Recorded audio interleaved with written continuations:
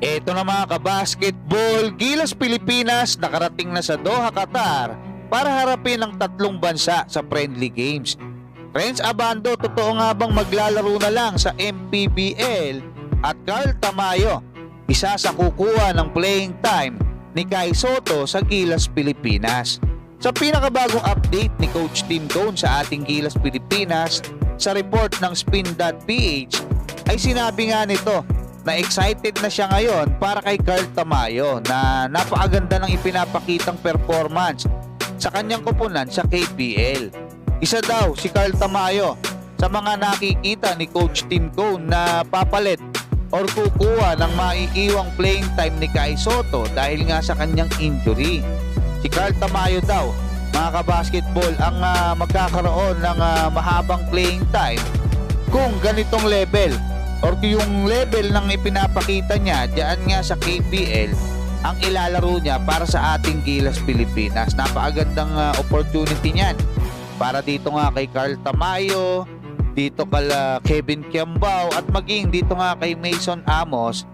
Dahil syempre kung merong mga negatibong nangyayari gaya ng injury ni Kai, meron namang mga positibong posibleng mangyari yan para sa ating Gilas Pilipinas at maging kay Kai Sotto. Gaya ng sinasabi ko, pwedeng mas gumanda yung shooting ni Kai dahil sa kanyang pagkaka-injury. Dahil ngayon, yun lang ang pwede niyang practice. Hindi siya pwede sumalaksak pero pwede siyang magtitira ng mga 3 points or ng shooting, no? Mga perimeter. Maganda yan para sa kanya, mga kabasketball, habang nagpapalaki siya ng katawan. Kagabi nga ay nakarating na sa Doha, Qatar ang ating Gilas Pilipinas para sumabak sa second Doha International Friendly Games kung saan makakalaban ng ating Gilas Pilipinas ang mga national team ng Qatar, Lebanon at Egypt bilang paghahanda sa magiging laban nila sa third window ng FIBA Asia Cup qualifiers sa kupunan ng Taiwan at New Zealand na magaganap na ngayong February 20 at 23. Hopefully mga kabasketball ay walang ma-injured sa mga players ng ating Gilas Pilipinas para magkaroon tayo ng magandang tsansa na matalo ang Taiwan at New Zealand sa kanilang home court.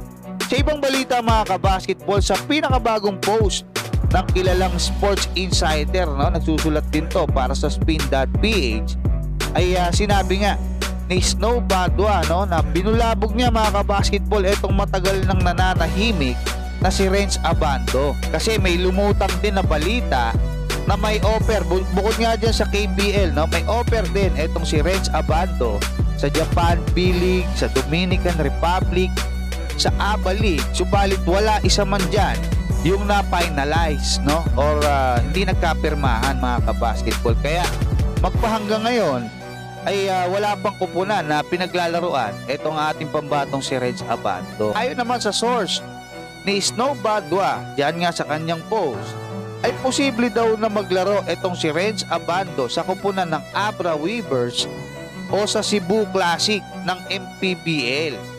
At matindi, no? Personal pa daw itong nagre-recruit ng mga players para samahan siya sa MPBL. Nakalauna naman ay tinawag na fake news ni Renz Abando. Para sa akin mga kabasketball, dapat wag muna tayong magbigay ng palagay natin dito or yung kasi mahirap husgahan kung sino yung nagsasabi ng totoo. Aantayin natin kung ano ba talaga yung totoo dyan, no? Kasi ilalabas naman ng panahon yan. Hanggang dyan mga kabasketball, maraming salamat at God bless sa inyong lahat.